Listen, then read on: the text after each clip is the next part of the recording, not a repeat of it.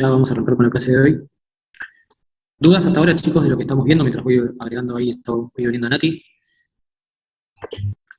Yo tengo un montonazo. Nati, te llamé sin querer, puse para mandarte un audio y te llamé, así que No no hay puede ser. problema, Juan. Está bien. Dale, Ahí lo escucha el audio. Yo tengo dale. algunas, profe. Sí, decime. Em, No hay problema, perdón, Evelyn, no hay problema lo de la cámara, no tengas problema. Primero, Decime, ¿qué sigue? hipercrimia pulmonar es la secreción bronquial tipo asmática, ¿no? Sí, ¿dónde lo sacaste eso? Eh, Mirá, la verdad, me leí estos 4 capítulos en la semana y ya me re perdí por donde estaba acá, aparte. Pero era un No, para medicamento. darte una mano y contextualizarlo un poquito y todo eso. Y Para tiene que que ser no. alguno de los. Algún síndrome colinérgico o algo así. Calculo que sí, yo para que no te vuelvas loco el Pepe, pero sí, es eso, es esa definición. Pero no, cualquier cosita cuando es así, cuando te marques algo, marcate de qué tema lo sacaste para ver si es relevante, que lo digas así o no. O sea, si lo hablaste de colinérgico, no hace falta tampoco que sepas, sí, Está está bien, bien, o sea, tenerlo como terminología, pero no es necesario. Por eso, traten cuando busquen algo, para que ustedes les sirva más, para que les pueda ayudar un poquito mejor. está bien, está bien. Después, la diferencia entre hemoperfusión y hemoprofusión. Que la verdad busqué papers y no entendí. No, en realidad quédate con la hemoperfusión, es lo único que hacemos. Como mucho lo que podemos hacer es la hemoperfusión. No es lo más frecuente, ¿sí? Si vos me preguntás de verdad, que lo vayamos a indicar, no es lo más frecuente, son en casos graves y ahí lo que uno tiene que evaluar es el riesgo-beneficio, ¿sí? O sea, si es algo que las drogas tengan algún criterio específico, todo lo que tenga que ver, tengan en cuenta que los momentos de hemodiálisis, hemoperfusión, ¿sí? Distintas medidas de contaminación para aumentar la eliminación son casi medidas que son necesarias, pero tienen que ver también con la estabilidad del paciente. O sea, es decir, por ejemplo, algo simple que indicamos un montón en toxicología, que es la hemodiálisis, ¿sí? La hemodiálisis sería lo que podemos llegar a indicar de forma más frecuente. Depende también del estado clínico del paciente, porque a veces nos ha pasado pacientes que estaban muy críticos y la hemodiálisis no iban a poder tolerarla. ¿Sí? Piensen que es un procedimiento que el paciente también se puede compensar. ¿Sí? Y recuerden, cuando hagan esos estudios, esas medidas de contaminación, ya sea como hemoperfusión, hemodiálisis, los estudios complementarios que ustedes tienen que solicitar después de hacer ese procedimiento para aumentar la contaminación, tienen que ser a las 6 horas de terminar el procedimiento. Por ejemplo, no sé, hacen un tratamiento con hemodiálisis para un paciente que tiene intoxicación con alcohol, un alcohol pesado. Si ustedes le piden la heteronemia al momento cero que sale de la hemodiálisis, seguramente sea cero, ¿sí? Entonces uno tiene que esperar 6 horas para poder interpretar el resultado, ¿sí? Eso es de la práctica que les transmito, porque a veces es como que hay errores que quedan y si no hay problema, Amelia, si estás sin cámara no hay problema. Sí, a veces pasa eso que se complica o no falla, no se problema. Avisen para quedarnos tranquilos y todo, que estén tranquilos. Eso tengan en cuenta, ¿sí? Un estudio complementario a veces que podemos pedir es que ustedes sepan interpretar en qué momento se realiza algún estudio complementario.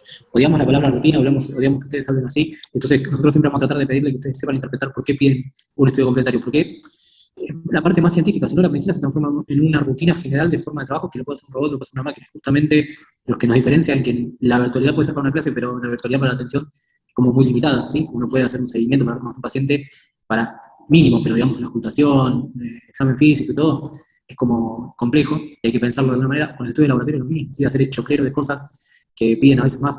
Ahora, yo vengo de mi básica es pediatría, entonces a veces la pediatría obliga un poco a replantearse un montón de cosas si es necesario o no el estudio complementario que está solicitando. El médico clínico de adultos suele hacer o solicitar estudios complementarios por ahí como más rutinarios, ¿no? Pero sin pensar demasiado que si se encuentra alguna alteración, ¿qué hacer con eso? ¿Sí? Entonces, por ahí, mi mambo que siempre les hincho con todo eso tiene que ver un poco seguramente con mi básica, ¿sí? O sea, tiene que ver un poco con la forma que yo tengo para pensar en el paciente desde mi formación. Perdón, pero voy a sacar un cajón en la facultad para poder apoyar el celular así, todo bien tranquilo. Ahí está. Bueno, ¿estamos hasta ahora con las preguntas o alguna cosita más? Sí, y en varios hablaba, por ejemplo, cuando el tema de las arritmias, que el paciente empezaba con esto, hablaba de Sí. alcalinizar la sangre. Y la idea sería entonces pasar con una sangre alcalina, la fracción libre a que se vuelva unida a proteínas. El No, tiene que ver con el aumento de la eliminación y tiene que ver con las drogas que por ahí son, viste que tiene que ver con el fundamento más que nada de bioquímica, si las drogas son más bien que si yo alcalinizo y porque tiene algún fundamento bioquímico esa droga o esa medicación o esa sustancia activa que permite que se elimine de forma más rápida por orina, sí tiene que ver con el fundamento más que nada bioquímico, todo eso que habías visto que era aburrido en bioquímica, bueno, tiene que ver con esa parte, ¿sí? O sea, no nos vamos a ir a la miércoles preguntándote todo eso, ¿sí? O sea, no es que con que vos sepas qué droga o qué sustancia psicoactiva se tiene que alcalinizar, ¿sí? O qué cosas tengas que hacer de ese tipo de cosas, vayan haciendo la listita. Cualquier cosa cuando venga bien la parte de repaso y todo eso, vamos a ir integrando un poquito más. Sí, igual vieron que vamos tratando de integrar un poco, ¿sí? Para que sea más útil para ustedes. Bueno, voy a arrancar un cachito, después si hay alguna otra la hablamos al final. El día de hoy tenemos la clase que tiene que ver con opioides, ¿sí? Y drogas de diseño. Vamos a arrancar con drogas de diseño, que me parece que es lo más que ustedes se pueden llevar y a veces es como que es confuso para ustedes, ¿sí? ¿Leyeron un poquito de drogas de diseño? Bueno, las drogas de diseño son sustancias por lo general psicoactivas, que son la causa más frecuente de las intoxicaciones después del alcohol. La principal causa de intoxicación por sustancias psicoactivas es el alcohol, y las drogas de diseño forman un gran complejo de sustancias psicoactivas que justamente tienen características dentro de la definición particular. Con esto voy a ser hincha porque quiero que sepan la definición, porque a veces se preguntan en un examen, decime la definición de droga de diseño, ¿sí? Y ahí entramos con el lío, que bueno, es una droga, que es de un laboratorio, y bueno, está bien, el paracetamol es una droga de laboratorio, pero no es una droga de diseño. Entonces, hay que poder definirlo bien para poder entender los ejemplos, ¿sí? Unas preguntas que pueden surgir con esto es, decime qué es una droga de diseño y nombrame ejemplos de droga de diseño. Y a partir de ahí estamos hablando de una droga de diseño, ¿sí? ¿Se entiende? O sea, no es una pregunta loca para hacer, que es una pregunta que habla de cosas conceptuales que ustedes tienen que saber. ¿Por qué? Porque la droga de diseño va a ir cambiando a lo largo de la historia. Entonces, ustedes van a encontrarse con drogas que en algún momento no las tienen presentes, pero funcionan como drogas de diseño. Ahora vamos a ver un poco la definición, pero por ejemplo, las drogas de diseño, la cocaína es una droga de diseño, el LSD es una droga de diseño, ¿sí? El éxtasis es una droga de diseño, el GHB es una droga de diseño, el GHB es el gamma hidroxibutyriato, o conocido también como éxtasis líquido, ¿sí? El popper puede ser una droga de diseño, ¿sí? La ketamina, utilizada de alguna manera como sustancia psicoactiva, es una droga de diseño, ¿sí? O sea, la ketamina se utiliza como anestésico disociativo y se usa mucho en pediatría asociado con una benzodiazepinas, pero la ketamina, si yo, es frecuente que los pacientes lo que dicen es que la agarran con un papel de aluminio, la ketamina, la ponen en el horno, ¿sí? El líquido, y ese líquido se cristaliza al ponerse en el horno, ¿sí? Al colocarlo en el horno, al colocarlo hay calor, ¿sí? Se forman cristales, que esos cristales de forma blanca, ¿sí? Que sea un color medio blanquecino, hacen un esnifado, ¿sí? Esnifado sin inhalar, esnifan igual que la cocaína, ¿sí? Es frecuente eso. Cuando nosotros hablamos de esa parte ya sería una droga de diseño. Si bien es una droga que se usa con un fin farmacológico, si yo lo estoy usando, hago todo ese procedimiento, está funcionando como una droga de diseño, ¿sí? Entonces, ¿cómo podemos definir una droga de diseño? Una droga de diseño es una sustancia que se puede sintetizar en un laboratorio, que ese laboratorio tiene características particulares que justamente no tiene regulación, es un laboratorio que pueden decir que es clandestino, así que no hay ningún tipo de control, no está regulado, y eso como médicos ustedes los toca directamente porque ustedes no van a saber la composición. Al no saber la composición, la formulación, la presentación, tampoco voy a poder saber los excipientes, tampoco voy a poder saber los adulterantes, ¿sí? Entonces me voy a encontrar con una sustancia psicoactiva que va a tener un efecto en el paciente que lo único que me va a orientar es el síndrome toxicológico que esté presentando el paciente. Es así, otro ejemplo de droga de diseño, ¿se acuerdan de este verano que fue la famosa que le llamaron los medios la cocaína adulterada? ¿Sí? ¿Se acuerdan? Que en realidad no era cocaína, ¿sí? Estábamos como hablando de una sustancia psicoactiva que los pacientes tendrían un síndrome opioide, que vamos a ver bien que era un síndrome opioide, tenían un síndrome sedativo de opioide, y que todos relataban haber esnifado cocaína en minutos o horas previas, ¿sí? Y el grado que tenían de síndrome toxicológico estaba relacionado con síndrome opioide. Piras mióticas, depresión de sensorio, ¿sí? Coma de origen desconocido. Era más bien que estábamos llamando un síndrome opioide. Entonces, cuando ustedes se encuentran con esa situación, lo único que nos va a salvar son los síndromes toxicológicos. Nosotros los toxicólogos, cuando estuviéramos tratando todo este caso de distintos controles que nos llamaban de otros sanatorios, nosotros estábamos reconvencidos que utilicen naloxona. Costó un montón que los médicos clínicos traten de usar naloxona, ¿sí? Porque decían, no, bueno, pero consumí cocaína, ¿cómo le voy a dar naloxona? Es que no es que es un síndrome simpático mimético, no es un síndrome serotoninérgico. Sí, la cocaína puede dar estos dos síndromes toxicológicos. Un síndrome simpático mimético o un síndrome serotoninérgico. No se trataba ninguno de los dos. Entonces, si no se trataba ninguno de los dos, tiene que haber un adulterante. O tiene que haber otra sustancia que está relacionada, o tiene que haber otra causa que esté provocando este cuadro clínico. No es compatible el cuadro. El problema por ahí cuando se hace un GRIS, cuando por ahí conviven un poco los cuadros clínicos. ¿Sí? Por ahí una sustancia psicoactiva que da un síndrome simpático mimético y el paciente relata otra.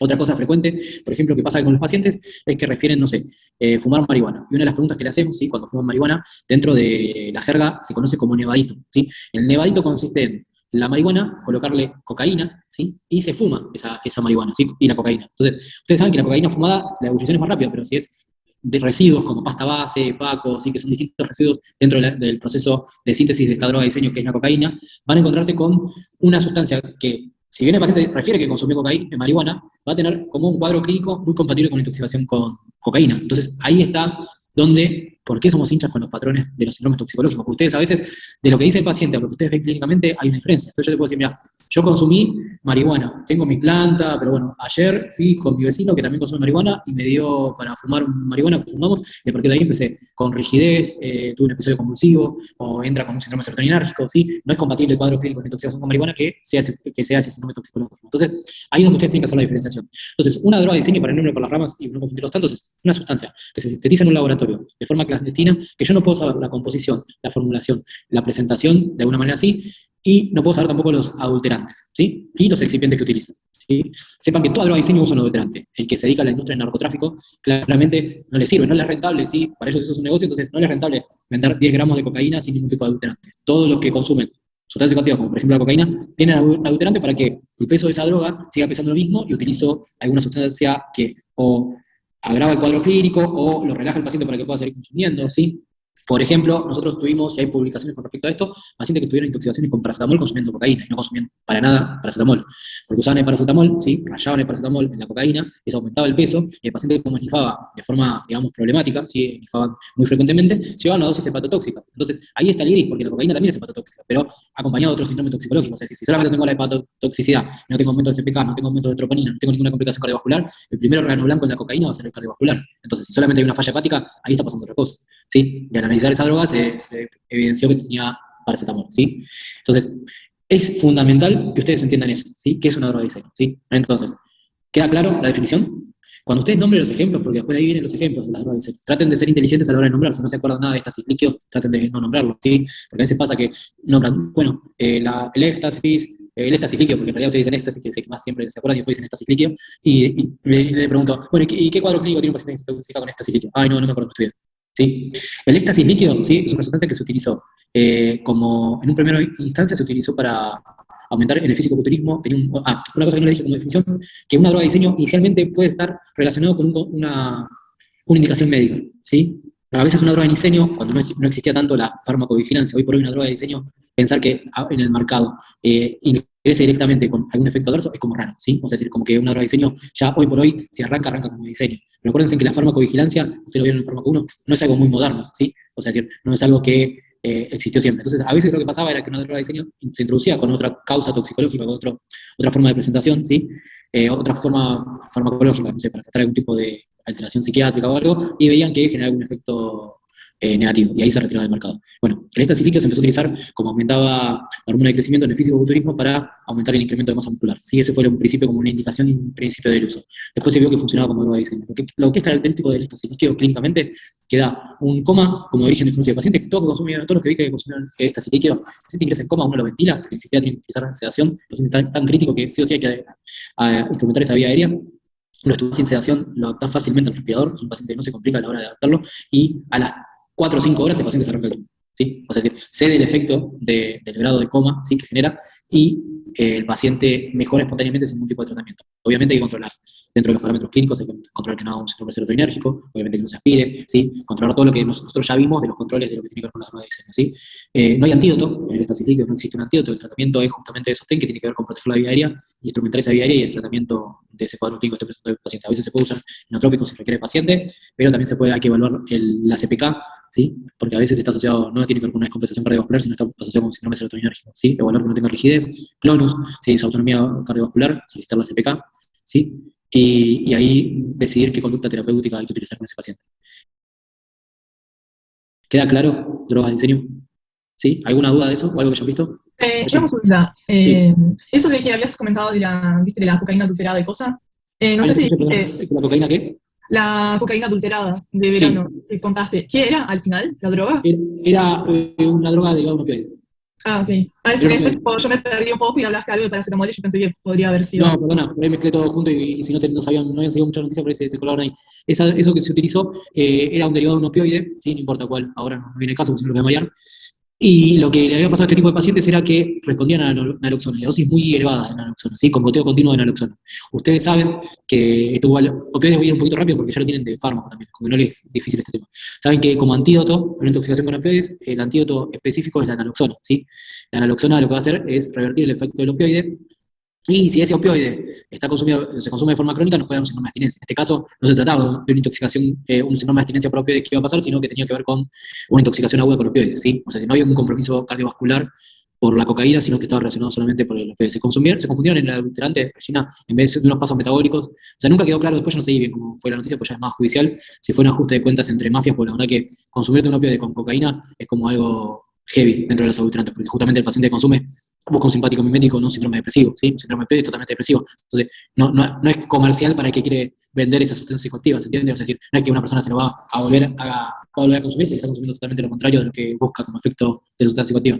Sonó siempre más entre nosotros como un ajuste de cuenta que adulteraron a propósito para estas mafias que hay con todo lo que tiene con el consumo, para cerrar alguna zona que tenía que ver con el consumo. Pero a lo que voy con esto es que una de las cosas que nosotros a veces le preguntamos al paciente cuando consume sustancias psicoactivas es con qué sustancias utilizan. Nosotros a veces tenemos que usar algo de jerga, no nos tenemos que ir a la miércoles con la jerga, pero tenemos que tratar de utilizar porque si no, como que es muy difícil llevar al paciente. A veces lo que le comentamos y le preguntamos es qué sustancias psicoactivas utilizan para bajar. ¿sí? O sea, esa es la pregunta. En realidad, siempre es, ¿con qué la bajas la cocaína? ¿Sí? Es decir, ¿con qué la bajas con la cocaína? Implica que ustedes van a ver cuando vean cocaína, que la cocaína, por lo general, los pacientes utilizan mucho alcohol, ¿sí? El alcohol forma un complejo que es etilcocaína, que el paciente lo utiliza porque tiene una característica farmacológica que lo utiliza, prolongar la vida media, ¿sí? El paciente que consume cocaína con alcohol lo hace con el fin de prolongar la vida media, que dure más el efecto simpático mimético de la cocaína, ¿sí? Pero a costas de tener mayor repercusión cardiovascular, ¿sí? Es decir, justamente eso no lo tiene en cuenta el paciente, eso lo tenemos que tener nosotros en cuenta como médico. Cuando el paciente te dice, ¿con qué la bajas la cocaína? Le preguntas y te dice, no, yo tomo siempre alcohol para bajarlo.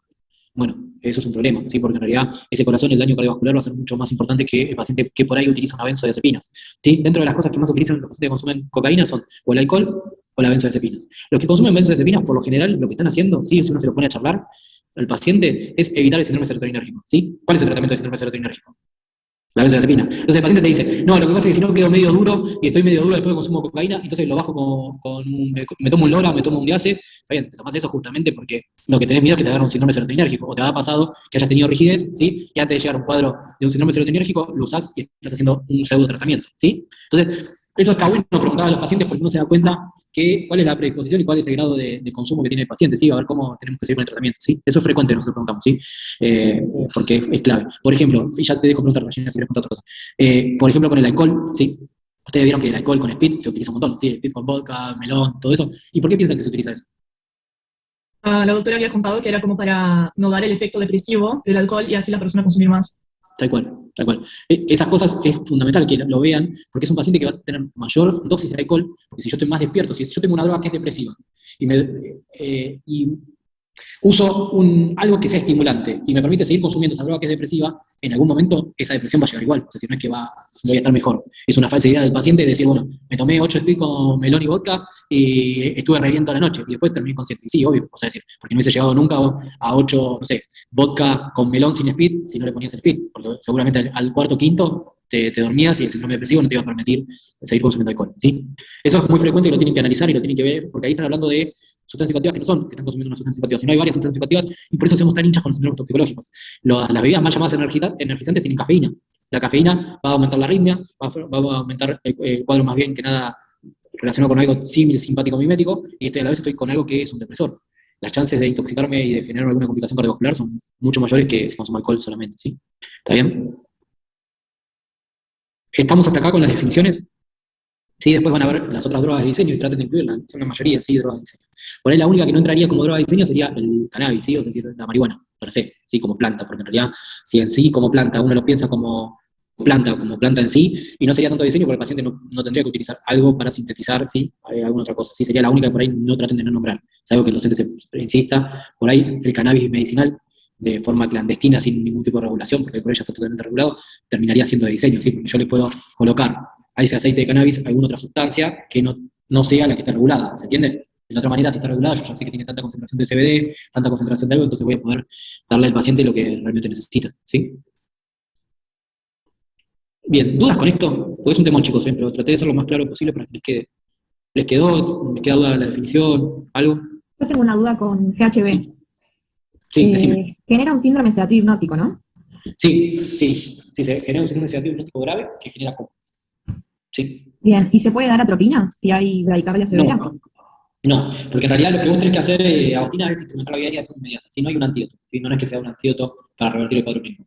Son pacientes que si lo atropinizás o haces otro tipo de tratamiento es porque hay una combinación. Está diciendo que tomó GHB y por ahí tomó algún otro tipo de sustancia que no tiene nada que ver con algún adulterante, ¿sí? Por eso siempre traten de tener la cabeza abierta a la hora de pensar este tipo de drogas de diseño, de no quedarse solamente con lo que le dice el paciente, ¿sí? Si yo te digo, consumí cocaína, para ir con el ejemplo de lo del verano, ¿sí? Consumí cocaína y tengo un síndrome opioide, y cocaína, no sé, está todo bien, vos podés decirme lo que quieras, pero clínicamente yo estoy viendo otra cosa, entonces voy a actuar como médico en la emergencia con lo que estoy viendo clínicamente que le está pasando al paciente, ¿sí? Más allá que vos me digas que estás recontra seguro que es cocaína. Porque los pacientes de consumo siempre te dicen lo mismo, ¿sí? Yo estoy re seguro porque mi amigo siempre me lo arma de la misma manera, nunca tuve ningún problema con él, y por ahí cuando me pasa mucho, por ejemplo, con la marihuana, ¿sí? No, porque es de la planta de mi amigo, qué sé yo, y después cuando uno hace un screening, porque el paciente está teniendo otro cuadro clínico, como que también a veces uno quiere como reflejar al paciente para que tome en cuenta de lo que le está pasando a él, lo que él está diciendo, y viene positivo para cocaína y marihuana, ¿sí? Entonces ahí es como podemos charlar un poco más de razonar que ese amigo tan copado que pensaba que tenía, justamente no es tan copado con el consumo, ¿sí? Entonces eso es un poquito lo que hay que tratar de ver, ¿sí? Abrir un poco más el panorama. ¿Bien? Otra pregunta. Entonces, o sea, Perdón, antes que siga, si salimos, Regina, para todos, entramos con el mismo link, porque nos quedan 10 minutitos, ¿sí? Si se corta, entremos de vuelta, así cerramos un poquito de pedo, ¿sí? Decime, Regina. entonces, o sea, lo que más hay que llevar en cuenta las drogas de diseño es que, tipo, puede ser que nunca sea la droga pura. Tipo, o sea, y entonces hay que... Lo que pasa, Regina, lo que tenés que entenderlo, para que te quede más claro, vos cuando como médica indiques paracetamol, vos vas a recetar 1 gramo de paracetamol, y sea la marca que sea, que te guste y que le vendan al paciente, siempre va a ser 1 gramo, ¿sí? Ese es el concepto que tiene que dar. El paciente que te dice consume 1 gramo de cocaína, nunca va a ser 1 gramo de cocaína. O sea, nunca va a ser real eso que está diciendo el paciente. Si vos es referido a lo que él dice, pero vos nunca vas a saber si ese gramo es 100% de cocaína, o tenía paracetamol, o tenía un psicofármaco, o tenía, no sé, azúcar, ¿sí? Ajá, y ahí entonces, o sea, yo, tipo, para tratarlo, yo voy a llevar en cuenta, tipo, el síndrome toxicológico que tenga. Tal cual, tal cual. Entonces, si viene el paciente y te dice cocaína, no tiene un simpático mimético, no tiene un síndrome serotoninérgico, y empieza con síndrome colinérgico, bueno, está bien, por ahí consumió cocaína, por ahí de ese gramo era 0,1 de cocaína, que no le pasó nada porque ya consumía de forma crónica, y 0,9 era de algún alterante que era un colinérgico, ¿sí? Piensen que inicialmente, con la cocaína, genera un cuadro de rinitis importante, ¿sí? A mí me ha tocado ver un montón de pacientes que consumen de forma aguda, y es horrible, o sea, es decir, como los ves, o sea, es decir, ¿vieron esos momentos de esos cuadros virales de gripe que uno tiene la rinorrea, que lo único que tiene para ponerse un tapón en la nariz porque no para de tener rinorrea y es un momento asqueroso? Bueno, ahí así es el que consume de forma, esnifa de forma aguda cocaína, ¿sí?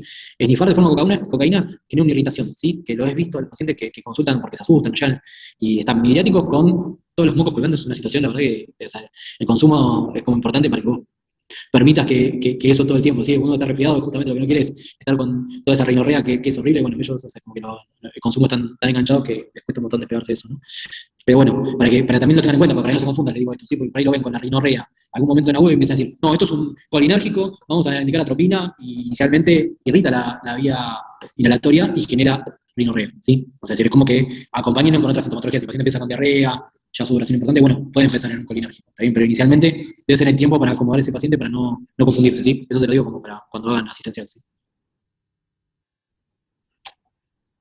Como dice la canción de Piti, tu nariz está hecho. Totalmente, qué grande. Sí, totalmente, totalmente. La verdad que las veces que me tocó verlo, es como que, bueno, pues, me da cosa. Por parte es horrible, porque no tienen nada y están como tan asustados, o sea, están midriáticos, y son un mar de moco para donde los quieras revisar. O sea, es como que yo vengo muy de pediatría, los mocos de pediatría son agradables, los mocos de los adultos la verdad que son bastante desagradables. Bueno, perdón. Bueno, ningún moco es agradable, pero bueno, pero es menos feo, ¿no? Hasta acá estamos, un poquito, ¿sí? Lo que quiero que les quede claro conceptualmente. Ahora, si se nos cortan, entramos de vuelta, creo que se nos va a cortar en 6 minutitos, por ahí llegamos a hablar un poquito. Con respecto a opioides, chicos, lo que van a tener que tener en cuenta con opioides es el síndrome opioide, lo que es característico. Le voy a dar como tips, o sea, decir, porque la verdad es una clase que ustedes la tienen recontra clara, no es difícil, sí, no es complejo de manejar. El síndrome opioide, sí, las características, la depresión del sensorio, sí, la miosis puntiforme, sí, la hipoxemia, sí, esos son los criterios como importantes de la triada del síndrome opioide. Eh, Después, que tienen que tener en cuenta que existe un antídoto, que el antídoto es parte del diagnóstico y parte del tratamiento. La naloxona uno lo puede utilizar para hacer el diagnóstico, pero sepan que su vida media es muy corta, entonces a veces hay que utilizar con bomba de infusión continua, con goteo de naloxona, para poder revertir la sintomatología y poder continuar, porque por ahí el opioide que utilizaron tiene una vida media más prolongada, ¿sí? Y la naloxona tiene una vida media muy corta, ¿sí? Sepan por las dudas la dosis, la naloxona, eso lo van a repasar de la parte teórica por las dudas. A la doctora titular le gusta tomar opioides y todo eso, a veces lo suele tomar. Entonces, el manejo general, sí, que es lo que yo le quiero transmitir, que ustedes, por lo otro es teórico y los receptores MU y todas esas cosas, eso lo van a poder leer y no es algo complejo pero, a ver, si ustedes vienen a un paciente que tiene un consumo con opioides, ¿sí? De forma aguda, ¿sí? Y tiene la triada característica, ustedes lo que tienen que decir es organizarse de vuelta como habíamos charlado, ¿sí? Lo que voy a hacer es colocar un monitoreo de signos vitales continuos, ¿sí? Evaluar el sensorio del paciente, donde el monitoreo de signos vitales continuos voy a controlar la TA, la frecuencia cardíaca, la frecuencia respiratoria, la temperatura y la saturación. Voy a ver el sensorio cómo está el paciente, voy a evaluar las pupilas, voy a colocar un acceso venoso periférico, si puedo colocar dos, coloco dos accesos venosos periféricos, voy a colocar un plan de hidratación parenteral, y mientras tanto voy a seguir evaluando al paciente en caso de que requiera instrumentar la vía aérea o no, dependiendo del sensorio. Si el paciente, su sensorio me permite, sosteniéndola con una máscara con reservorio, lo voy a sostener una máscara con reservorio, pero si se deprime, voy a tener que instrumentarla y utilizar el antídoto correspondiente en caso que haya desaturación, ¿sí? Que haya hipoxemia, que haya, digamos, disminución de la frecuencia respiratoria, ¿sí? De forma grave, que no permita que el paciente no permita que ventile, voy a tener que utilizar el antídoto, ¿sí? Que es la naloxona. Y básicamente es eso. El laboratorio en sí, por el opioide per se, no sería algo necesario, ¿sí? No es que va a haber una interacción, digamos, de las enzimas cardíacas, el aumento de la CPK, no va a haber aumento de ningún parámetro del hemograma, no va a haber leucocitosis, no tendría por qué haber algo de todo eso. Podrían solicitar un estado de base con bionograma, porque seguramente el paciente lo tengan que ventilar, pero como ir a rajatabla de lo que necesito, sería eso.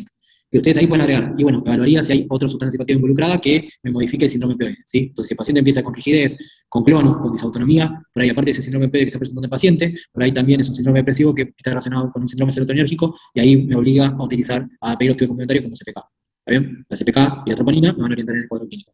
No sería de mala, no sería de, sería buena práctica, perdón, pedirle algún estudio complementario en caso del paciente tenga insistencia respiratoria mecánica o ingrese inconsciente o tenga que hacer otra cosa, que cuando el paciente esté estable, la tomografía a nivel de cerebral, ¿sí? Porque igual que pasa con el alcohólico, si yo estoy teniendo un síndrome sedativo, puedo tener un traumatismo de cráneo, como el paciente lo voy a estar sedando o va a estar sedado con algún tipo de cuadro clínico que está evolucionando, me puedo estar perdiendo algún diagnóstico importante como un traumatismo de cráneo que, recuerden que tanto en el síndrome serotoninérgico, en el consumo de alcohol o en el consumo de opioides, estaría bien solicitar de forma posterior. Traten de ser ordenados. Vieron que yo les dije lo de la tomografía al final de todo, porque a veces por ahí ustedes arrancan con una tomografía, ¿está bien? Esto es como algo al final.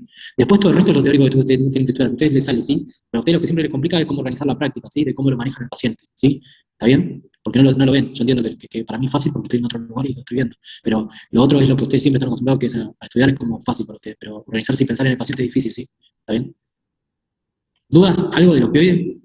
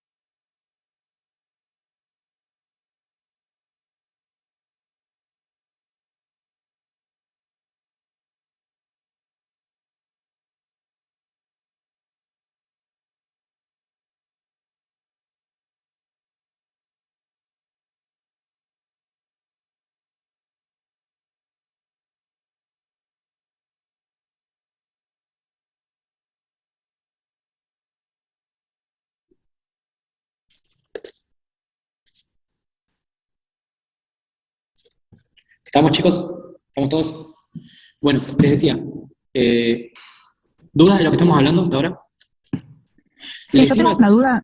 Sí, perdón, sí, disculpa. Si en caso del consumo de opioides sea vía oral, ¿cómo sería el manejo? ¿Si hay descontaminación o cómo hacemos? No, mira, quédate como por definición, ¿sí?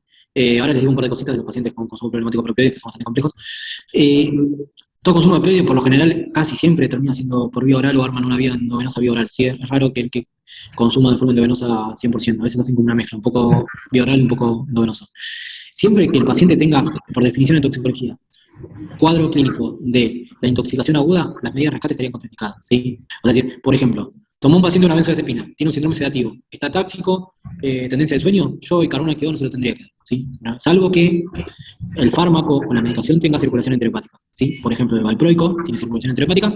Si yo tengo un intento de suicidio con valproico y pasó el tiempo de la medida de rescate, está claro que sí le tengo que indicar el carbón activado de forma seriada, ¿sí? Más allá del cuadro clínico, siempre y cuando pueda proteger la vía aérea o el paciente no esté con un sensorio muy deprimido que esté al borde de ser ventilado. Pero quédate por definición, me perdí quién fue que me preguntó, perdón. Yo, Noelia. Noelia, quédate por definición que cuando una intoxicación aguda ya tenga el cuadro clínico que sería la intoxicación, y estaría mal que le hagas fármaco, o que hagas un laudo gástrico, que le hagas alguna medida de contaminación, ¿sí? Porque no vas a revertir nada, ya está intoxicado el paciente, ahora vas a tener que controlar el cuadro clínico. El opioide no tiene circulación enterohepática, así que darle carbón, si ya tiene un síndrome de opioide, estaría contraindicado, ¿sí? Bueno, Después, gracias. repasen bien también cuáles son las contraindicaciones de carbón activado, ¿sí? Esas cosas vayan repasándolo, igual lo vieron para el plan parcial, pero ténganlo en cuenta porque puede aparecer la pregunta, ¿sí? En el contexto de este segundo parcial es un poquito más largo, ¿está bien? ¿Qué más le iba a preguntar? Les iba a comentar. El síndrome, los pacientes que consumen de forma problemática opioides son pacientes bastante complejos, ¿sí? Son de todos los que consumen sustancias psicoactivas, son los más, ¿cómo se acordó? Son los más importantes, la mayoría tienen el mismo perfil, sí, son más de tendencia antisocial, como de patología psiquiátrica de base. Entonces, como son pacientes muy dependencias, la dependencia que genera es como muy importante, ¿sí? Donde ustedes, yo les había comentado, no sé si a ustedes o a los chicos de acá de la cursada presencial, o de la facultad, digo, que A veces las peores situaciones con consumo problemático de así de violencia fueron con los de opioides, porque los pacientes de opioides en la práctica me hicieron como cuidar mucho de lo que uno tiene que decir. ¿Sí? Es donde uno utiliza una palabra inadecuada, el paciente va a la guardia para que le dé el opioide. Utilizan la metadona, ¿sí? Es decir, como deshabituación, como tiene vida media prolongada, hacen tratamientos con metadona y van a la guardia para que le den la metadona porque quieren consumir más metadona de lo que está indicado por su consumo problemático, donde ven que uno no se lo va a dar, se genera una situación de violencia importante, ¿sí? Donde es bastante heavy. La verdad, y los más heavy para manejar en cuanto a este tipo de consumo son los opioides, ¿sí? Son una patología, una carga psiquiátrica muy importante, con tendencia antisocial y toda esa onda que es muy difícil de encarar.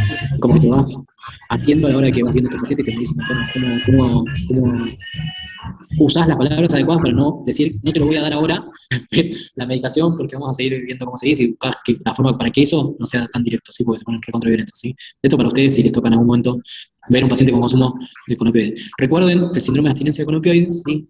Va a generar un cuadro clínico justamente de excitación, taquicardia, sudoración, nerviosismo, inquietud en el paciente, ¿sí? Eso sumado a un paciente que consume opioides de forma crónica es un paciente recontra difícil de manejar. De los que consumen sustancias psicoactivas son los más complejos de manejar, ¿sí? Porque es muy difícil el seguimiento. Estos pacientes también hay mucho consumo de personal de salud, ¿sí? Porque los opioides son más fáciles de conseguir en la gente que está asociada al sistema de salud, ¿sí? Son sustancias psicoactivas que uno lo puede utilizar o puede digamos, conseguir en el ámbito de forma más fácil. Igual no es que solamente el consumo está dado con el personal de salud, o sea, la mayoría es fuera del personal de salud, pero es del personal de salud, por lo general los que más enganchados quedan con eso, y con la cocaína. De verdad, en la práctica siempre fue cocaína, personal de salud, así en general, sí, o sea, no solamente médicos, sino kinesiólogos, enfermeros, y opioides, sí, son como que los que más enganchados quedan con esas sustancias psicoactivas, sí, como utilizarlo como sustancia psicoactiva, con consumo problemático, digamos. Bueno. ¿Dudas algo de esto? Yo tendría como, no sé, un comentario también quería ver con el doctor. O sea, una vez yo hice un curso tipo de una universidad, tipo, no sé, de Estados Unidos y cosas, y era sobre justamente tipo eso, cómo sacar un paciente del consumo de opioides, tipo crónico de opioides. Sí. Y nada, o sea, estaban comentando que tipo, hay muchos pacientes, no sé, con lumbalgia, cosas así, con, no sé, dolores musculares y cosas, que le dan opioides, o sea, una indicación, no sé, más bien quizás incorrecta, y después terminaban dependientes, y que, o sea, en general los pacientes son como muy mentirosos, o sea, que te vamos a dar tipo cualquier excusa, cualquier cosa para conseguir, y que tenés que ser como muy tipo rígido al momento de manejarlo. Sí, sí, es que es un poco medio lo que te trataba. Regina, ¿vos sos de acá o de otro lado? De Brasil. De Brasil, mira, porque justo te tenía el tono y justamente me tocó un paciente que venía de Brasil hace un tiempo, tratar en un sanatorio importante, que venía boyando por un consumo, porque justo me comentaste esto, venía con un dolor crónico, le habían operado de la columna, había estado con opioides de forma muy prolongada, el paciente quedó enganchado con los opioides y era hipermanipulador, sí, el paciente parecido, ¿viste lo que pasa? No sé si vieron en pediatría, el síndrome de Mauthausen, sí, que van boyando en distintos hospitales, que siempre cuentan una historia diferente, es la mamá que utilizan esto, es otra cosa, ¿no? Para maltrato y todo, a veces está el maltrato farmacológico. Era un paciente que recontra manipulador, yo era el mejor del mundo hasta que empecé a decirle que no estaba con síndrome de abstinencia, no le iba a pasar el opioide que él me estaba pidiendo, íbamos a manejar el dolor, como el de House, tal cual, sí, totalmente. Y se ponen de esa manera, ¿sí? O sea, el ejemplo de House sería como el más claro, ¿sí? Vieron que es como bastante mala onda. Bueno, sería esa onda. El paciente había estado en la clínica Zavala, había estado en Los Arcos, yo lo había visto en el center de Swiss Medical. Y el paciente estaba convencido que yo le iba a dar el opioide, tenía encima un portugués muy cerrado, sí, costaba también, y como que usaba el portuñol, y cuando me quería convencer, y cuando yo le decía que no, volvía a enojarse. Son re difíciles de manejar, son re intensos, o sea, uno tiene que ser concreto, eso que vos decís es re importante, que tiene que ser firme, pero a la vez tampoco genera una situación de violencia, porque a mí como toxicólogo, yo voy, doy una indicación a un tratamiento, y después el lío se lo dejo a los restos de los médicos tratantes, ¿sí? Es decir, tengo que tratar de buscar la forma para ponerme rígido, pero tampoco que el paciente se quiera arrancar todo y se quiera ir, ¿sí? Está bien, porque si tiene un consumo y necesita algún tipo de medicación, hay que tratarse un tratamiento adecuado, ¿sí? Pero eso que decís es re importante, quédense con esa idea, ¿sí? De esos pacientes, y entiendan que son los más... Si ustedes me preguntan, me ponen 10 pacientes con consumo de cocaína y uno de opioides, me pongo a tener los 10 pacientes con consumo de cocaína en tener de opioides, así, a ese nivel, ¿sí? O sea, eso es muy difícil, ¿sí? O sea, es muy difícil de tratar. O sea, mira, a mí me pasó una situación, les cuento rápidamente. Cuando yo estaba en la residente y nos hacen rotar en el Fernández, había un paciente que consumía opioides, que cada tanto hacen screening de control para ver si consumen dentro de la internación, y es criterio de exclusión en la internación si el paciente consume dentro de la internación, ¿sí? Porque claramente altera todo lo que tiene que ver con la dinámica del grupo. Le tenía que hacer un screening de control, el paciente era consumidor crónico de opioides, el paciente tenía que esperar que orine, ¿sí? Esperarlo en la puerta mientras orinaba, y el paciente estaba haciendo unos movimientos así con la mano, en este momento mientras estaba dando vueltas, y yo no lo veía, pero hacía estos movimientos así, y claramente para orinar no tenés muchas vueltas para hacer así, es decir, es algo que quieras jugar con la naftalina, no hay mucha forma de hacer ese movimiento. Bueno, cuando en un momento me doy cuenta que había una situación rara, ¿sí? Yo a mí me parecía como que el tipo estaba desatando algo, estaba haciendo algo, ¿sí? Le digo, bueno, mira, no te das problema, dejá así, porque empieza a decir, ay, no, me duele para hacer pis, qué sé yo, pero no te das problema. En un ratito venimos y hacemos vuelta. El tipo se brotó de una manera, ¿sí? Hiper violento. Me dice, no, ¿cómo que ahora yo quiero hacer la muestra ahora, qué sé yo? Claro, el tipo tenía en un guante orina, ¿sí? O sea, estaba desatando el guante de orina y estaba colocando la orina de otro paciente o de otra persona, ¿sí? Porque claramente le iba a dar positivo el screening, ¿sí? Y bueno, se puso tan violento, me amenazó que me iba a matar, que qué sé yo. La verdad que estuve como 2 semanas mirando para todos lados cada que entraba Fernández pensando que me iban a pegar las trompadas y que no llegaba vivo. La verdad que son bastante intensos a ese nivel, ¿sí? O sea, el tipo nos increpó de forma muy violenta, ¿sí? Y la verdad que no le dije nada, loco. Le dije, bueno, no te das problema, dejá esa muestra, ahora tomamos una muestra en un rato, si te molesta, de un ratito tomamos la muestra. Le dije, esa boludez, ¿sí? Que no es nada como algo que cualquier persona se pondría nerviosa, si realmente te molesta, te duele, te arde o algo. Y diga, bueno, joya, gracias, doctor, en un rato tomamos la muestra nuevamente. Son hiper violentos, ¿sí? Yo creo que nunca sentí tanto miedo por mi vida que esa oportunidad, ¿sí? De verdad, o sea, la rotación en un momento también pedí para que la suspendan y todo eso porque me quise volver y qué sé yo, pero la verdad me dio como mucho miedo de venir caminando y encontrarme con una piña de golpe atrás en la cabeza, ¿sí? No que iba, o sea, no me da miedo la situación violenta, pero la situación del imprevisto, de que estar paranoico yendo al colectivo pensando que me van a agarrar en algún momento por atrás, así, como, y tener una situación violenta, ¿sí? Nada, tengan en cuenta eso con esos pacientes a la hora que les toque tratarlos, que sean muy cuidadosos a la hora de hablar, ¿sí? Esto estamos hablando, no entra en el examen, ¿sí? Pero sí que si les toca a algún paciente que dice, no, yo consumo opioides, bueno, digan, bueno, está bien, bueno, ahora vamos a ver, para que voy a llamar a toxicología, vayan cuidando sus palabras, ¿sí? A la hora de ver a esos pacientes, ¿sí? Que es frecuente, como dijo Regina, por el tema del tratamiento del dolor, ¿sí? Los tratamientos prolongados, es frecuente que el paciente tenga acceso a este tipo de sustancias, ¿sí? De estos fármacos. Bueno, ¿les sirve así como encaramos la clase? ¿Quieren algo más teórico? ¿Quieren cómo les parece mejor? O sea, que ustedes después se organizan más con el estudio o prefieren? A mí me gusta así, o sea, porque es más como, llega el paciente, ¿qué haces? Porque es como decís, o sea, a mí, porque, o sea, lees el libro y no pensás mucho en el paciente, o sea, bueno, llegó la persona, ¿qué hago primero? ¿Qué hago después? ¿Y qué hago? Tipo, o sea, tenés todo ahí como mezclado. Y así ayuda a Sí, organizar las ideas. sí, nosotros le dimos esa vuelta, vieron que la mayoría de los docentes tratamos ustedes tienen en el Gutiérrez, tratamos de darle las clases así, porque vimos que lo que uno ve como estudiante es eso, lo que dice Regina, que leer el libro, ustedes ya a esta altura de la carrera se pueden poner a estudiar y no es que un teórico les va a salvar lo que ustedes pueden leer, no son temas tampoco desagradables a la hora de leer, no es que están leyendo bioquímica como en segundo año que era todo chino, básico, que era todo memorizar y memorizar y memorizar, o anatomía, que por ahí uno es memorizar, recorridos y todo eso. Esto es como un poco cuando va empezando a aplicar medicina interna, empiezan a aplicar un montón de cosas que van viendo y les surge como los diagnósticos diferenciales, y como que está bueno saber cómo tener como la herramienta esa.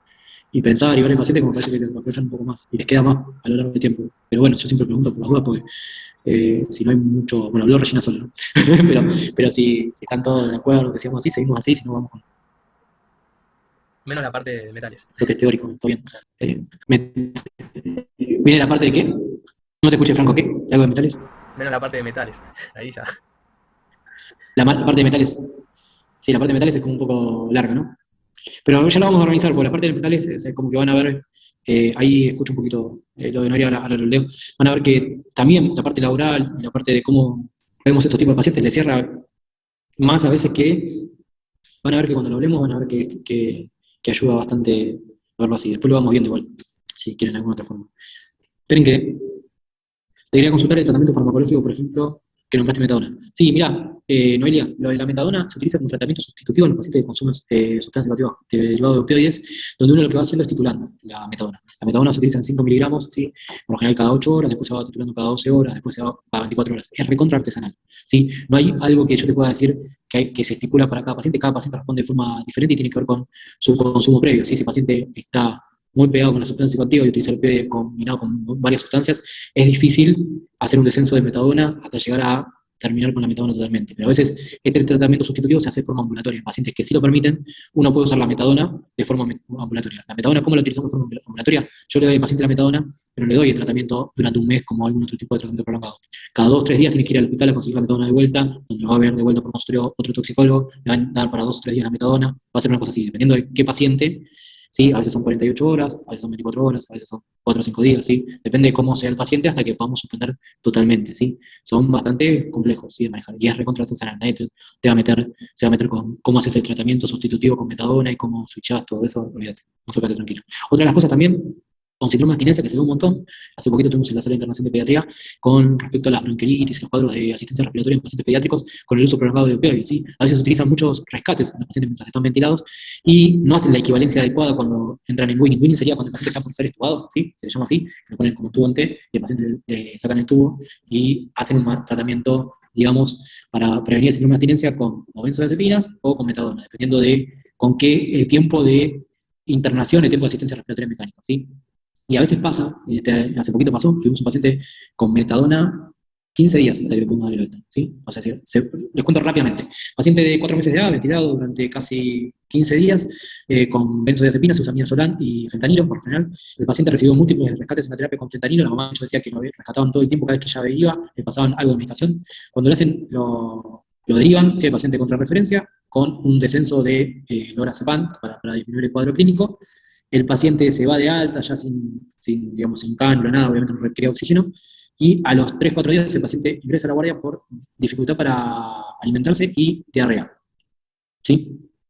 El paciente que cuando lo ve el pediatra de guardia dice, bueno, mira, era tan severo el síndrome de abstinencia que tenía el paciente, ¿sí? Porque estaba hiperexcitado, con diarrea, o sea, tenía un cuadro como bastante importante, que lo interpreta como síndrome de abstinencia, porque se había ido al otro día y empezó con todo ese cuadro. No lo interpreta como algo intrahospitalario, lo interna, pero en vez de colocarle algún opioide sustitutivo, utiliza lorazepam de rescate. Con lorazepam yo puedo tratar el síndrome de abstinencia levemente, porque en realidad lo que voy a hacer es hacer un sedativo por la benzodiazepina, sí, pero no voy a tratar el síndrome de abstinencia. El chiquito a las 4 o 6 horas se hiperexcita, lo consulta con el terapista en vez de con el toxicólogo, y le da morfina de forma sustitutiva. La morfina, la vida media es cada 4 horas, ¿sí? A veces se usa en la terapia, mal usada, pero los terapistas a veces lo pueden usar. Y decide el terapista, esto ingresó un viernes, darle sábado, domingo y el lunes a las 5 de la tarde suspender todo. Y bueno, ¿qué pasó? A las 48 horas, al martes a la madrugada, antes que se vaya de alta el paciente o algo así, empieza con diarrea, hiperexcitación, ¿sí? Excitación. Bueno, ahí me lo consultan a mí y le indico la metadona. Y le indiqué la metadona y este chico lo que tenía en particular que los descensos había que hacerlos muy programados cada 48 horas porque su metabolismo en sí, con el opioide, del cuadro clínico lo hacía entre las 48 y 72 horas. Su intoxicación o síndrome de abstinencia lo hacía ahí. Entonces el descenso fue muy artesanal hasta poder terminar de disminuir totalmente la metadona y retirarle la metadona al paciente, que se fue sin ningún tipo de complicación, sin ningún problema. Pero había que estar atento, hay una escala para medir el síndrome de abstinencia, que me importa ahora, pero básicamente lo importante es lo que tenía la mamá que contaba todo el tiempo, que tenía piloerección, eso es característico, ¿sí? Una cosa que no les dije. Algo característico del síndrome de abstinencia son dos cosas de opioides. Las crisis de bostezos a repetición, ¿sí? Y la piloerección. Sumado a todo lo otro, ¿no? La excitación y todo lo que ustedes digan, pero comenten ese dato, ¿sí? Porque ese dato es como característico, la mamá lo relataba bien claro. No para de bostezar mi bebé no es así, no para de bostezar, y yo noto que está sudoroso en la parte frontal de la cabecita y notaba los pelitos como paraditos, decía la mamá, ¿sí? O sea, a mí me tocó verlo ya con la metadona, el paciente, pero hablando con la mamá, en esa mamá recontra presente y se daba cuenta que eso era diferente en su bebé, ¿sí? La una mamá que tenía 7 hijos, ¿sí? La tenía recontra clara cómo era el cuadro clínico, ¿sí? Es más fácil cuando encima son representes y la tienen clara cómo lo van manejando. De hecho, yo le expliqué todo el síndrome de abstinencia a ella y ella era la primera que llamaba a la enfermera para ver si tenía un cuadro clínico, le expliqué el tratamiento y cómo lo íbamos a hacer y se adecuó perfectamente al tratamiento, ¿sí? Pero no les dije algo importante que el síndrome de abstinencia es, de opioides es, aparte de todo lo otro que ustedes van a agregar, ¿sí? Crisis de bostezo de repetición y piloerección. Que los bebés es más fácil de ver en la cabecita, ¿sí? Porque en realidad no hay nada, ¿sí? ¿Y el alcohol tiene algo parecido?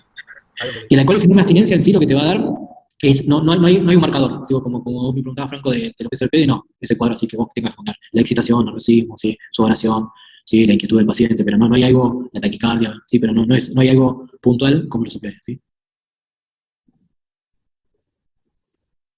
Bueno, chicos, creo que estamos, ¿sí?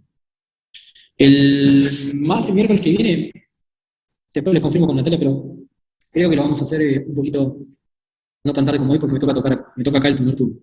Espérenme un cachito, yo me fijo, y ya le digo. El miércoles que viene es... no, lo vamos a hacer a las 14 horas. Porque me toca... El miércoles que viene es 26, ¿no? Sí, creo que sí, porque es 19, sí, 26. Sí, no hay problema, lo vamos a hacer a las 14 horas, ¿te parece? 14, 14:30. Sí, lo vamos confirmando sobre la marcha, pero hoy porque llega mejor 14:30 que a las 14 horas. Y ya el 2 de noviembre, ¿el segundo parcial es integrador o se va a evaluar contenidos del primero?